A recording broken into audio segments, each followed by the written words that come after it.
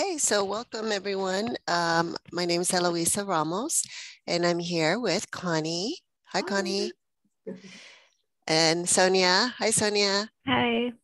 And we are studying the text of A Course in Miracles. We are starting chapter 3 now, the innocent perception.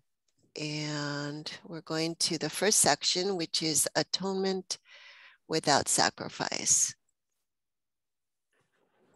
Okay. Paragraph 1. A further point must be perfectly clear before any residual fear still associated with miracles can disappear. The crucifixion did not establish the atonement. The resurrection did. Many sincere Christians have misunderstood this. No one who is free of the belief in scarcity could possibly make this mistake.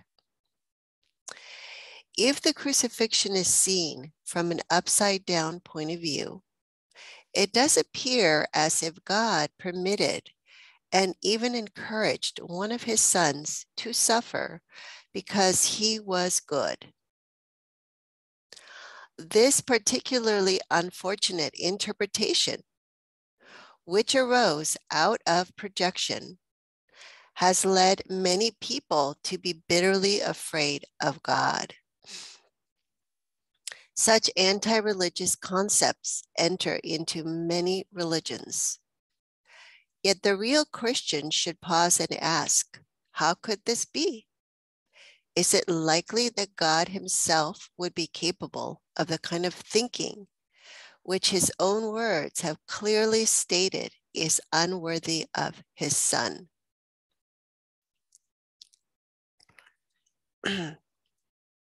Okay, so there can be fear associated with miracles. And, you know, miracles come from God. The source of miracles is love. It's unconditional love, and they're coming from God. So if there's still fear of God, then that's going to block the miracle. We're not going to receive the miracle because we're going to be in fear, and we're not going to be able to give the miracle because we're not receiving the miracle.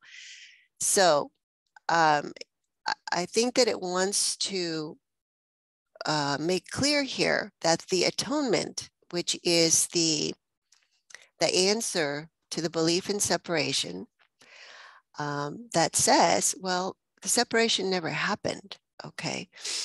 And what it's saying is that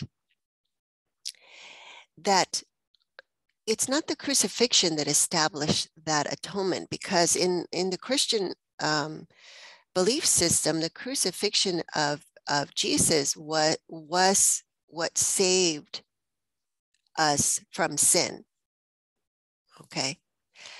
And of course, the sin was the separation from God. So it wants to be clear here that it wasn't the crucifixion, but it was the resurrection, because the resurrection established that death had no power over the Son of God. Okay, and why would that be? Well, because the Son of God is not a body, and therefore is not a separate self. And that's what the atonement is telling us, is we are not separate. We are not bodies.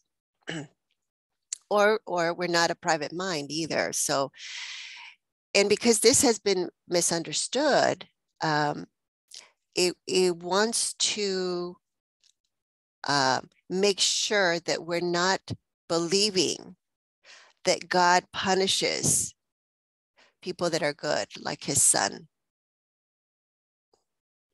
Okay. Because a lot of people believe that, number 5, if the crucifixion is seen from an upside down point of view, it does appear as if God permitted and even encouraged one of his sons to suffer. And that's where the belief in sacrifice comes in too. You know, we want to believe that somehow sacrifice has a redemptive quality to it, that we are saving someone else with our suffering, or that suffering, no pain, no gain, that suffering is necessary for something good to come out of it.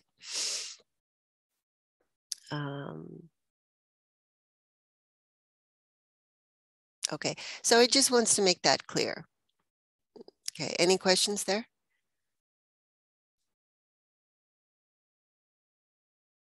No? Okay, go ahead, Sonia. I couldn't even hear you. Oh, you couldn't hear me? No, you cut off for a second. Oh, okay. So anything else before we go to paragraph 2? Actually, it's interesting in number 5 when it says it does appear as if God permitted and even encouraged one of his sons to suffer because he was good.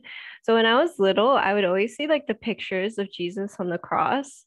And because I would see them in my grandma's house and stuff. And like I would see a picture of him in church too. And he would be like his facial expressions, the way they depicted him with like the thorns, around his head and stuff. I always looked at him and I thought, he looks so sad and like he's in a lot of pain.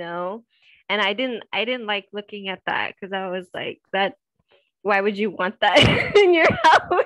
It's pretty But scary.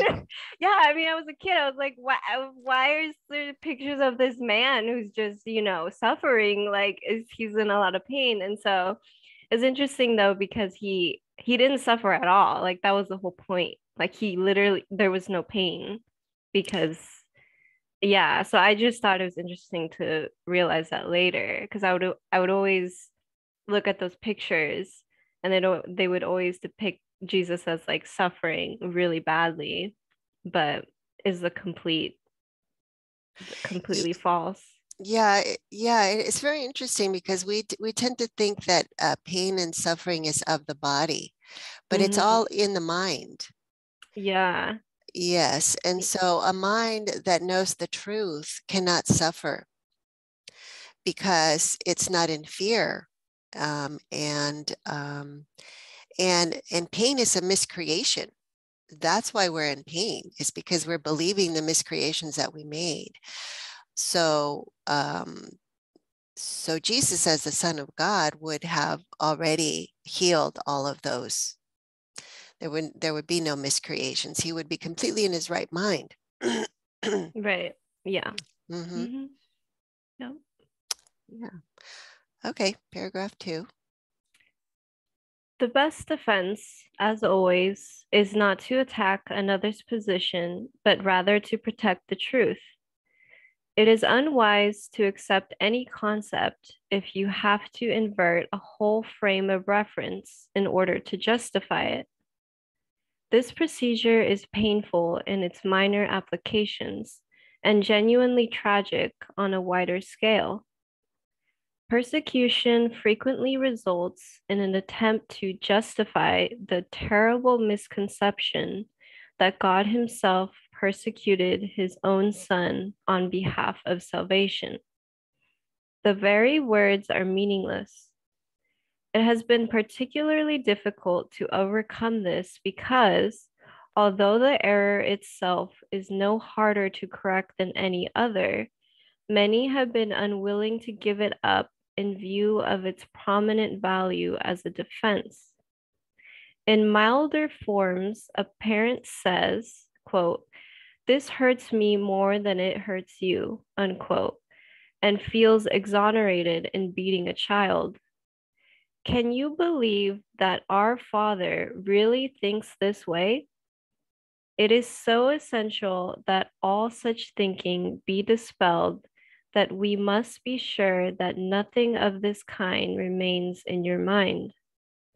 I was not, quote, punished, unquote, because you were bad. The wholly benign lesson the atonement teaches is lost if it is tainted with this kind of distortion in any form.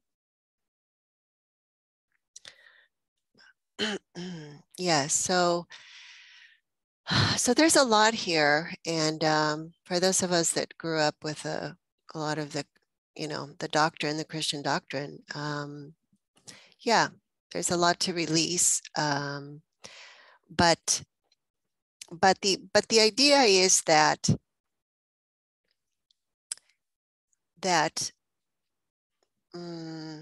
in the history of the church, for example, the Catholic Church, number 4, persecution frequently results in an attempt to justify the terrible misperception that God himself persecuted his own son on behalf of salvation. So what it's saying is that we tend to use this misperception to justify attack of others, persecution of others. So, and that's why, so that others that don't believe the same thing we do.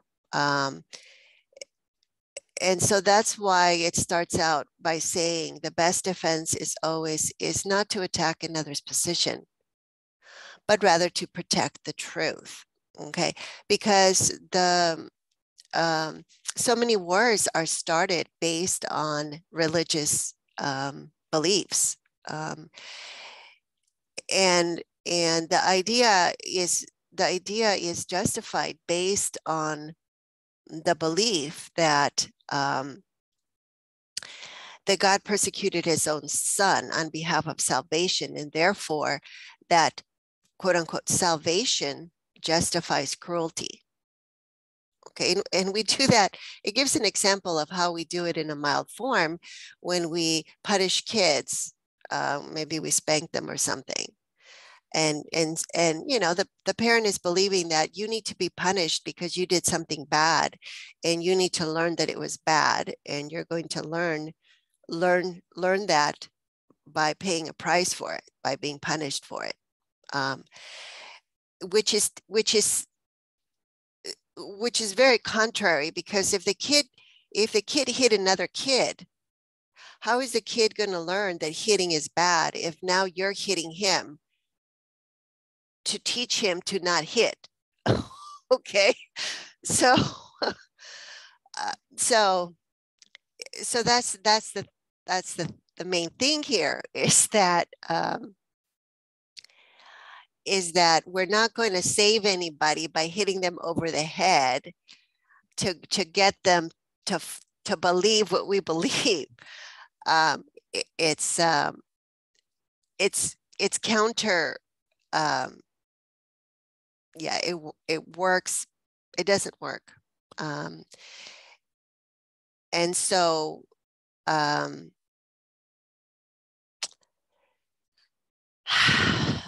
yes, the reason why it hasn't been given up is that it says in number 6, many have been unwilling to give it up in view of its prominent value as a defense. Okay. And so we separate attack into attack that is not justified and defense that is justified. And that's how we split the mind, and that's how we get ourselves to believe that we can attack and not be guilty because it's a defense. Okay. And all we're doing is we are repressing the guilt, and then we have to project it. So so it's an unwillingness to look at our what's the word? That we have taught ourselves to have a preference for attack rather than for forgiveness. You know, there's a lot of people that will tell you, you're asking me to turn the other cheek, okay, which is what Jesus asked, okay, and they're like, you're crazy. You know, if someone attacks me, you bet I'm gonna attack them. You bet I'm gonna defend. Okay, so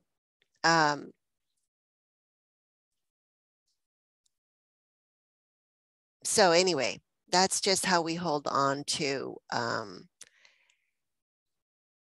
unforgiveness. That's how we justify holding on to the grievances and holding on to separation. So, you know, that's just what we what we want to see and what we want to believe. And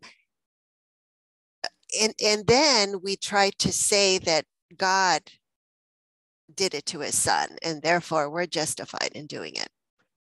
So we're trying to bring God into the illusion, into our own story, our unwillingness to be forgiving. So anyway, so it wants to be very clear that Jesus was not punished because you were bad. Okay, that's not that wasn't the message of the of what he taught, and it was the resurrection. So yes, he had to go through the experience of death to teach us that we are not a body, and that the resurrection is the truth. So anyway, okay, number 3, Connie. Wait, I have a question. Uh-huh. In number 7, it says in milder forms, a parent says, quote, "This hurts me more than it hurts you," unquote, and feels exonerated in beating a child. Mm-hmm. It To me, that kind of seems like trying to play the victim and the attacker role at once. Is that like accurate to say, like, because they're trying to justify it? Mm-hmm. Yes, and most likely their parents did it to them, Mm-hmm. right? So if we don't forgive the past, we end up just perpetuating it. And so yes, so maybe they were the victim when they were little and they couldn't do anything about it. So they repressed all of the anger, Yeah. you know. And so now unconsciously, they've got a lot of anger that they are putting out, and it's on their kids because obviously their parents aren't there anymore. So it's that sense of it's actually a sense of revenge, but it's not, but it's hidden. It's in the unconscious because what it's saying is that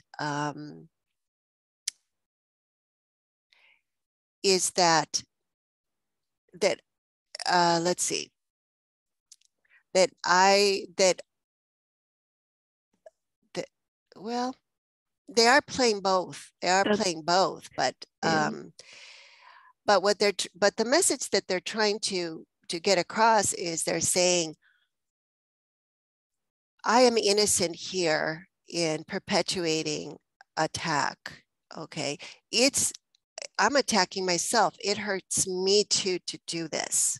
Okay, so I'm a victim of attacking you because you deserve it, because you attacked me. You see, so Mm-hmm. so the child is also the victim and the perpetrator, because whatever they did is given causality for the parent to justify their anger and their attack. Mm-hmm. Yeah. Yeah. Mm-hmm. Yeah. Okay. Yeah. So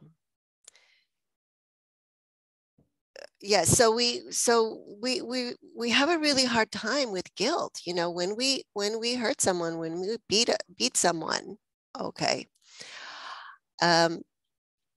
we know it hurts, and we know that we don't like it when someone does it to us.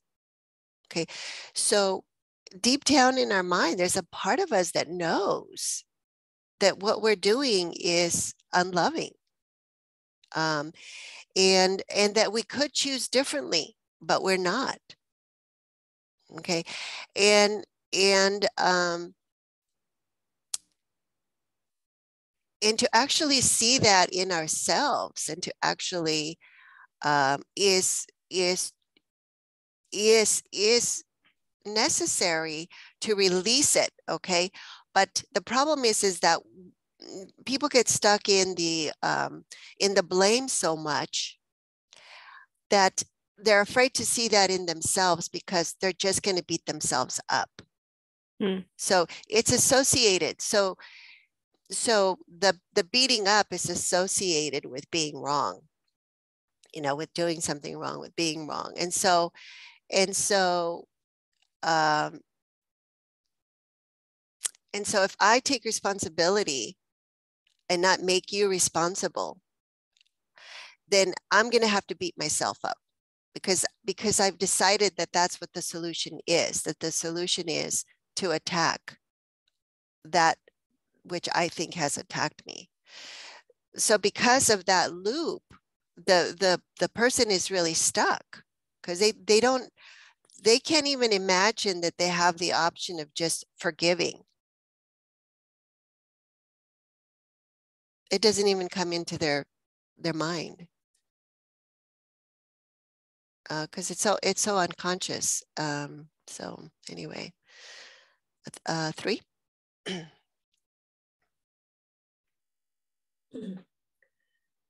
The statement, "Vengeance is mine," said the Lord, is a misperception by which one assigns his own quote unquote evil past to God. The quote unquote evil past has nothing to do with God. He did not create it, and he does not maintain it. God does not believe in retribution. His mind does not create that way. He does not hold your quote unquote evil deeds against you.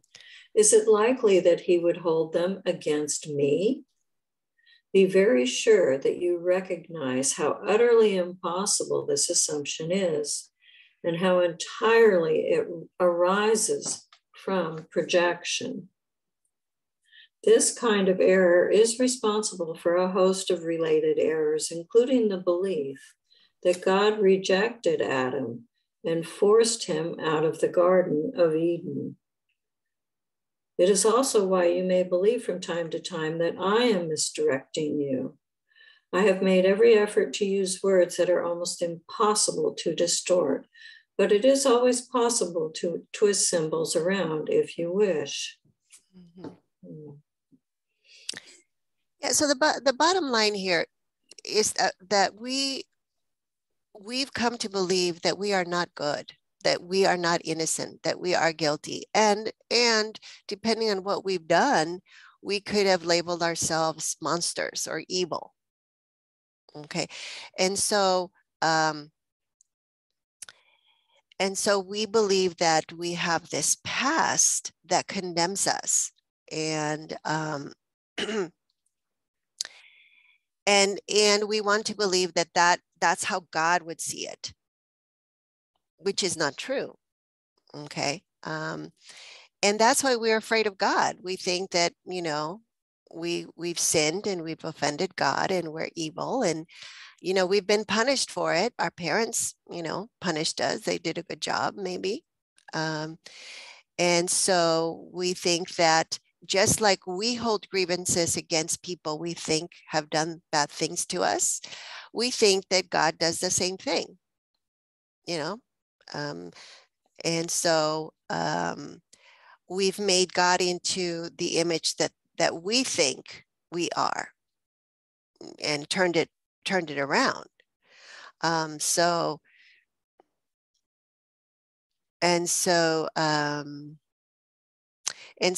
we believe that God rejected Adam and forced him out of the Garden of Eden because Adam disobeyed and sinned.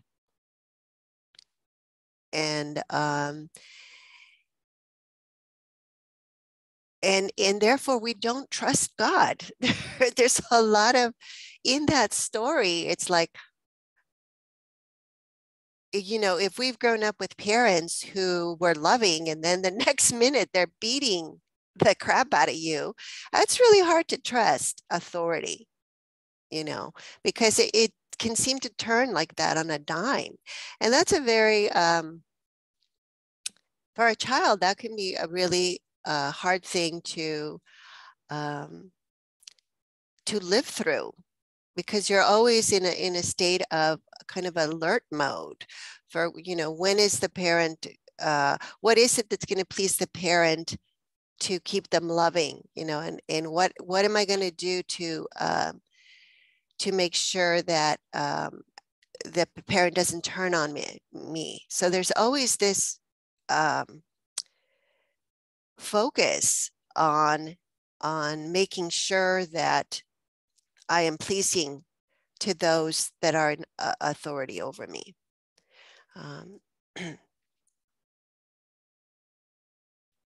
So anyway. That's helpful. I guess that's where that whole people-pleasing thing comes from, you know, when we're overly concerned with making sure, you know, at the expense of our own self. Yeah. Making sure someone else is okay. Yeah, because there's an element of survival in there when we were little. It becomes, when we're little and we're dependent on the adult caregiver, that's a survival strategy. Absolutely. Yeah. Yeah. Yeah. Yeah.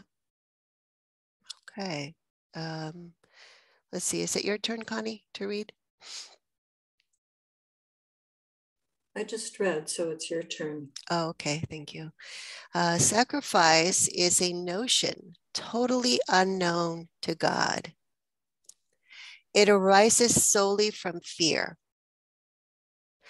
And frightened people can be vicious. Sacrificing in any way is a violation of my injunction that you should be merciful, even as your Father in heaven is merciful. It has been hard for many Christians to realize that this applies to themselves. Good teachers never terrorize their students. To terrorize is to attack. And this results in rejection of what the teacher offers. The result is learning failure. Okay. So the way that I was taught when I went to,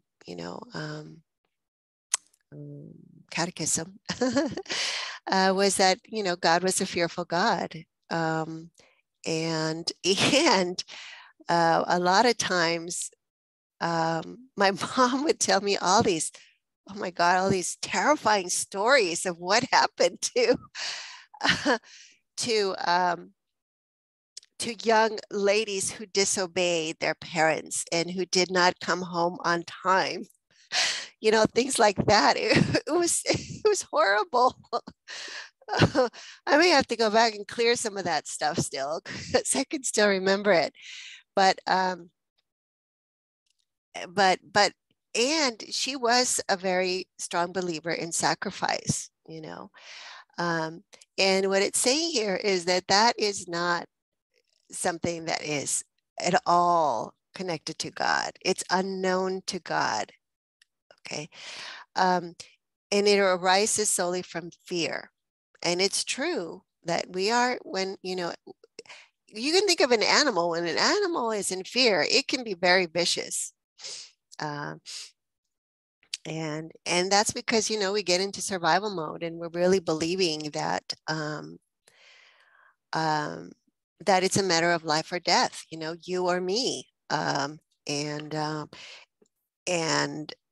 that's the idea of sacrifice. It's either you or me. So I have to sacrifice you if I want to survive.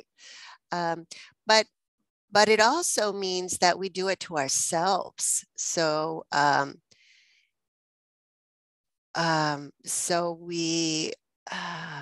we tend to go into a lot of deprivation. We want to make sure that it's a scarcity belief. So I remember my mom would always serve us food, and she would always eat last. So she would always be eating the scraps, sort of like sacrificing herself or whatever she wanted or whatever.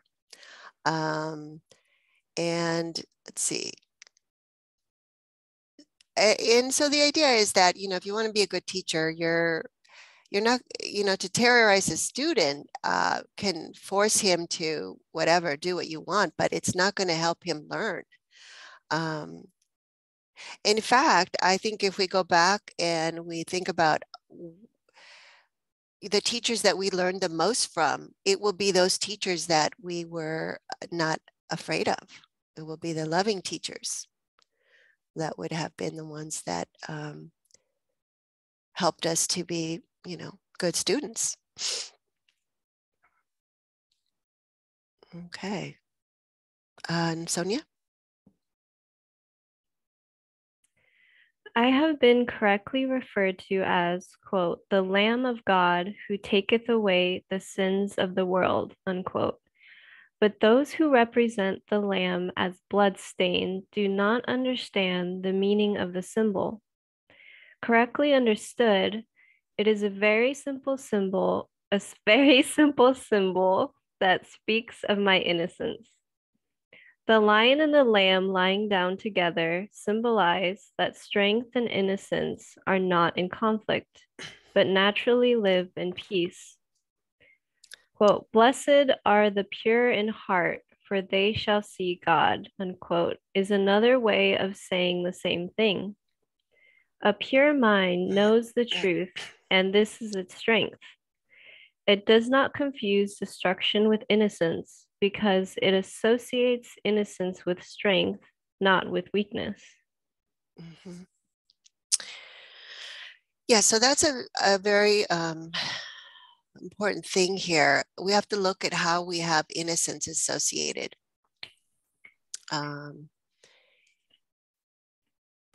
Because a lot of times we have innocence associated with weakness, like it says here. And so who's going to want to be innocent if they're going to be weak?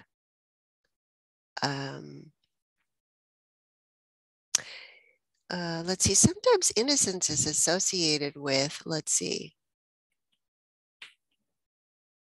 with specialness. So we kind of have to look at, you know, all the associations that come with that, because it's not going to be innocence anymore. It's going to be guilt. Well,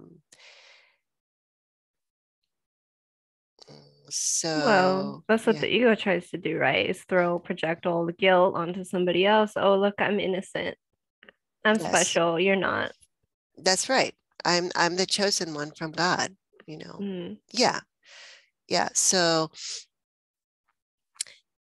the pure of heart means that the perception of conflict and fear have been released,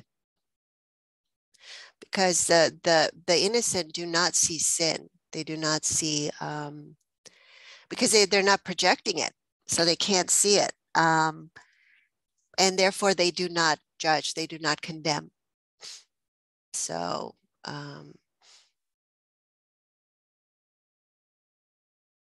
and that's what his life was about. It was about love. It was not about condemning or judging or anything or taking sides. So it wasn't about conflict. So I'm not familiar with the lamb as blood-stained in the Bible, and what that was. Well, in the Old Testament, the lamb was a symbol of sacrifice to God. So, like, for example, in the Old Testament, Abel and Cain they had lambs that they herded. They would offer to God. One of them would offer their best lamb, and the other one would offer like their worst lamb or something like that. And so the God of the Old Testament was a God that demanded sacrifice. That's what the people believed. And so since Jesus died on the cross, quote unquote, for our sins, he was perceived to be the lamb given up to sacrifice to God. And it was bloodstained because it was a pretty bloody thing there, the crucifixion. Yeah. Okay, thanks. Okay, number 6. Is it me? I think so. Okay. Innocence is incapable of sacrificing anything because the innocent mind has everything and strives only to protect its wholeness. It cannot project. It can only honor other minds because honor is the natural greeting of the truly loved to others who are like them.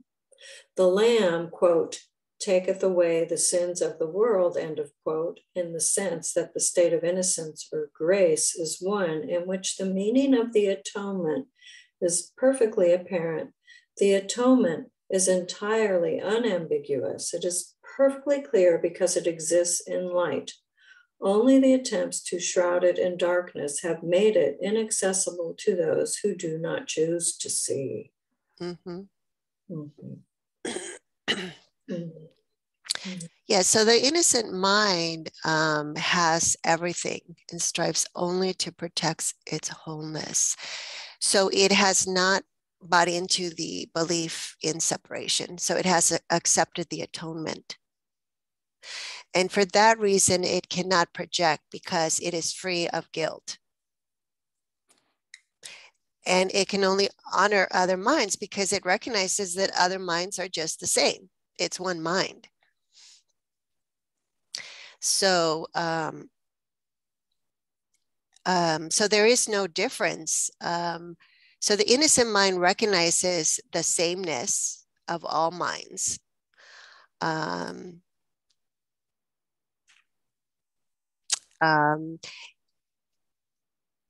Because it does not perceive separation. And that's why the atonement is perfectly apparent.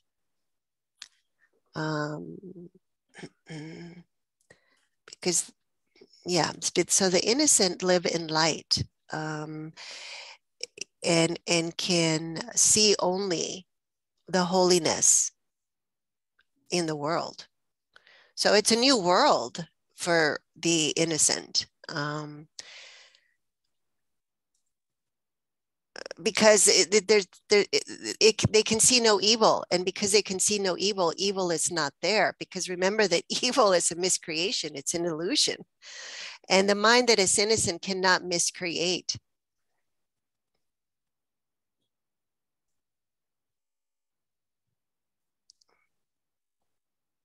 So that would be, you know, the that would be the salvation of the world.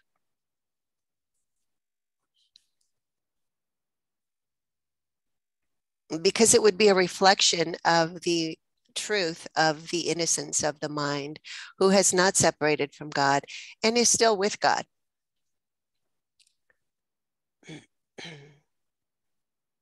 Okay, anything more there? Okay, number 7. The atonement itself. Yeah. 12 o'clock. Oh, it is. Yes. Okay, so let me see how there's only 2 more, Connie. Maybe we can do them really quickly. So. Okay, fine. Yeah. Yeah, you're okay? Yep. Okay. The atonement itself radiates nothing but truth. It therefore epitomizes harmlessness and sheds only blessing. It could not do this if it arose from anything but perfect innocence. Innocence is wisdom because it is unaware of evil, and evil does not exist. It is, however, perfectly aware of everything that is true. The resurrection demonstrated that nothing can destroy truth. Good can withstand any form of evil, as light abolishes forms of darkness. The atonement is therefore the perfect lesson. It is a final demonstration that all the other lessons I taught are true. If you can accept this one generalization now, there will be no need to learn from many smaller lessons. You are released from all errors if you believe this. Okay, so if we can believe that that perfect innocence is our natural state, and that has not changed, then we have accepted the atonement, and we have learned what all the other lessons are teaching. Okay, that fear is not real, that the world of fear and conflict is not real. Okay. Okay, number 8. Sonia? The innocence of God is the true state of the mind of his Son. In this state, your mind knows God, for God is not symbolic. He is fact. Knowing his Son as he is, you realize that the atonement, not sacrifice, is the only appropriate gift for God's altar, where nothing except perfection belongs. The understanding of the innocent is truth. That is why their altars are truly radiant. Mm-hmm. Mm-hmm. Mm-hmm. So it's the recognition of the perfection of what we are as the Son of God. And that is the recognition that we are everything and have everything, because nothing can change that, because that is what is the true state of the mind of his Son. And to realize that is to know God, because God is the same as his Son. Completely and unconditionally loving. And so is his will. And therefore, we have nothing to fear from the world of illusion that we have made, because it's not true. It's false. And that's, the Course calls it a protective and a corrective device. That's how we can live in the world and feel completely safe and be at peace in the midst of whatever is showing up. Pandemics, wars, whatever. Yeah.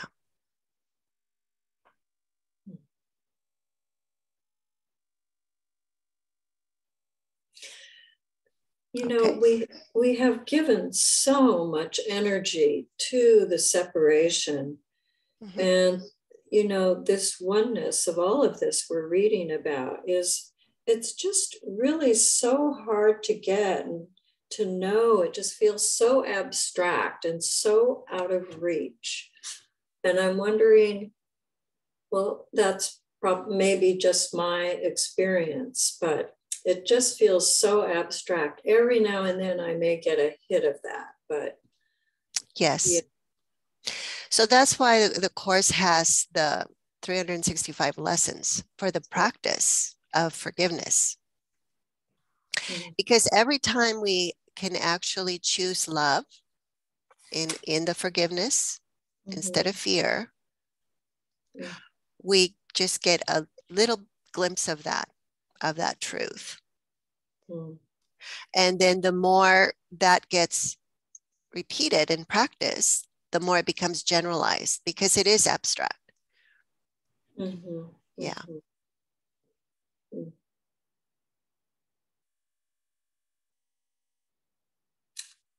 Yeah.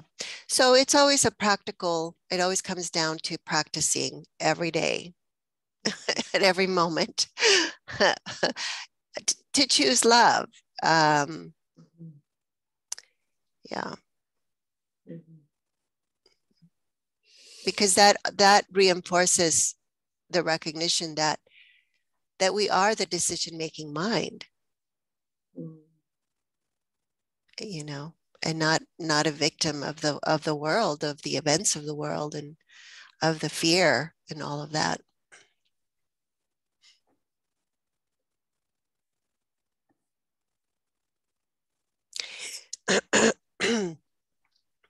and the recognition that if we are fearful is because we have miscreated, and we have to go back and see where we have chosen to be separate, and where we have chosen the grievance rather than the miracle.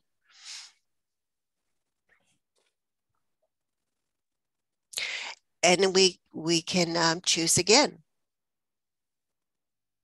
Mm-hmm. Yeah.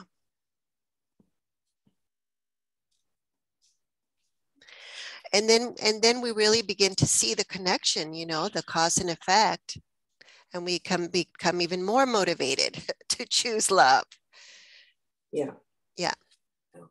Yeah. Mm-hmm. Because that's what ends our suffering. And we begin to see that on a practical level. Yeah. Yeah.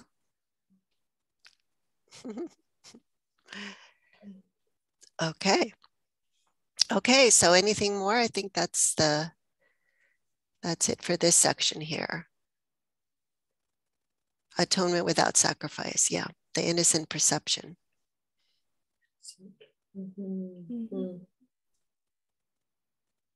Okay.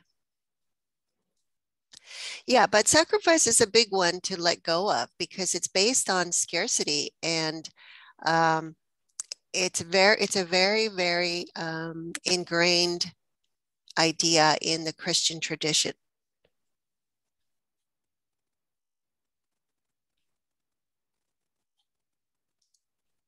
Yeah. Mm-hmm. Yeah.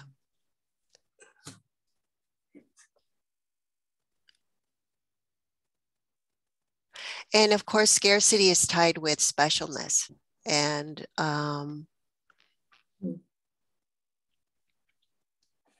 the world offers us specialness, but it has a price.